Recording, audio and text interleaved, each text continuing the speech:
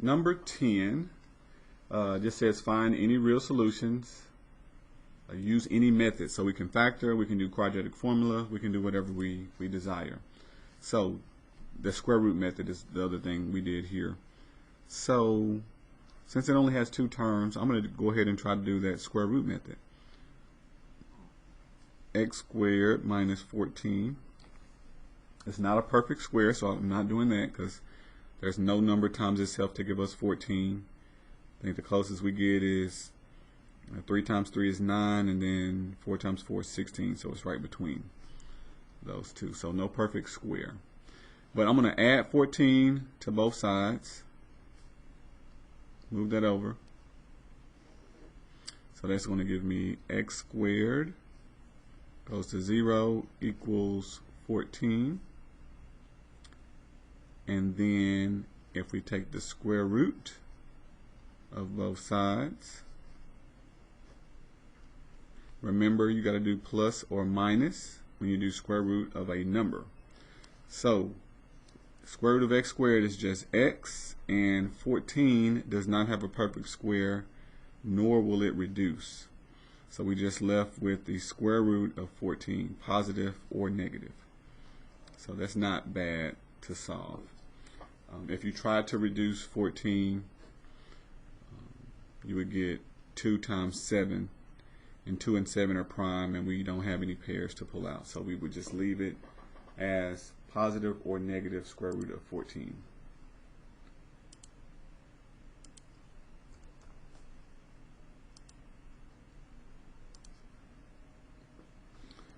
All right. So this time we have a leading coefficient. It says use any method. I'm going to try to factor. I think factor is going to go faster than quadratic formula if it works. So we have 10, and you'll get to see a little bit of a difference squared when we have a leading coefficient, plus 11x minus 6 equals 0. All right, so when we're factoring, make sure this is positive. If you can reduce, reduce. Nothing I can divide out to make all of these numbers smaller, so we leave it. All right, so we go right into it. 10 times 6, front number times back number, as long as it's in order. 10 times 6 gives me 60. All right, I'm looking for the things that multiply to give me 60. We're going to have to subtract. You always start with the back sign. Subtract to get 11. 1 times 60, 2 times 30, 3 times 20, 4 and 15, 5 and 12, 6 and 10, and 7, 8, 9. That's it. So this is my list. If you have a graphing calculator, and sometimes you get really, really big numbers, they may be kind of difficult to find all those factors and find that list. A couple ways you can do it. Graphing calculator, you're going to go to y equal. I'm going to clear out what I have. Once you find this number, you just type it in, 60, and then you always do divided by. So I'm doing the division sign, divided by, get the backslash, and then x. So what this is doing is saying, okay, we're going to take 60, x is a variable, we're going to plug in 0, 1, 2, 3, 4, we're going to plug in every number, and we're going to divide 60 by everything we can think of. Every whole number, that is. And so we're going to go to the table. So this button right here has table in blue on my graphing calculator. Yours might be a different color. I have to hit the blue second button, and then I have to hit the graph button to see the table. Mine is starting at 14 and the arrow up to the top, so we can see starting from 1. All right, so you can see those pairs: 1 and 60, 2 and 30, 3 and 20, 4, 15, 5, 12, 6, 10. So every whole number combination will be factors. This will not be a factor because it's not a whole number. So that would be it. So 10 and 6 just repeat, same thing. So you'll get some repetition. 15 and 4, same thing as 4 and 15. So Once you start repeating, you stop. So that's one way to get that list with a calculator. Alright, so once we have our list, we want to subtract whatever this back sign is telling us to do to get 11. 4 and 15, so it will factor. Alright, so here's the difference. When you have a number out front, we used to have to play the guessing game, like does 10, so when I do once I find out this factors, I write down 2 sets of parentheses. Write down that equals 0. Alright, generally I take the x squared or whatever my term is and I split it up. So I have x here, x here. But I need a number in front this time. And I don't know if it should be 1 and 10 for 1 times 10. I don't know if it should be 2 and 5, or this should be a 5 and this should be a 2. And so it gets really crazy trying to figure out which one is what.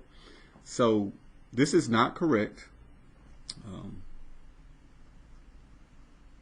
A lot of instructors don't like this method because you're doing something that's not right, but we do fix it. So what I do is, instead of playing the guessing game, I'm going to take this leading coefficient and I'm going to put it in both of them. 10 and 10. 10 times 10 is 100. At this point, if you try to factor, it would not get you your original problem. And that's why people don't like it. But just make yourself a note that, hey, both of them shouldn't be 10, but we're going to fix it. We're just doing it for now. And then at the back, we're going to do the same thing. Put our two numbers, 2 factors that we found out we use, 4 and 15. All right. Now we need to figure out the signs. All right, so original problem, first sign is positive. That always tell you the bigger number. So the bigger number gets the first sign. Whatever is bigger, 15. So it gets a plus sign. And then the second sign, positive, is the same. So if this was positive, they will both be positive. Since this is negative, that means they're different. So if this is positive and they're different, this has to be negative. And you can kind of see it. Positive 15 minus 4, that's how you get that 11. All right, so we factored it. We just have to fix what we messed up. So here's how we fix it. You look at the 2 terms and you reduce if you can. So can I divide 10 and 4 by anything to make them smaller? Yes, they are both divisible by 2. All right, so we're going to divide both of them by 2, and we're just going to get rid of that 2. Don't even leave it around. So divide by 2, that gives me 5x. Divide by 2 minus 2. And then over here, can we divide anything out? Yes, we can. 5, we can divide by 5. You always do the biggest term. So divide by 5, and that gives us 2x. And then divide by 5, that gives us plus 3. And then so here, it is factored in its factored form. So from here, we just set each of them equal to 0. And then we'll get our solution. So we have 5x minus 2 equals 0. And then 2x plus 3 equals 0. And then we add 2, which will give us 5x equals 2. And then divide by 5. X equals 2 divided by 5. So one solution, and then we would subtract 3, move it over. So we have 2x equals negative 3. And then divide by 2, and we get x equals negative 3 divided by 2. All right, so these are our 2 solutions with factoring. A little bit different, but again, if you like this method, I think it's really neat. It goes fast, but if you don't, then we have alternative methods to show you. So division bar 2 over 3, arrow over, comma, space, division bar, and I'm just hitting the backslash to get the division. You can also click it from here. I'm going to do negative 3 over 2. Okay, so I made a mistake somewhere. Let me see if I just didn't do the math right. That's positive.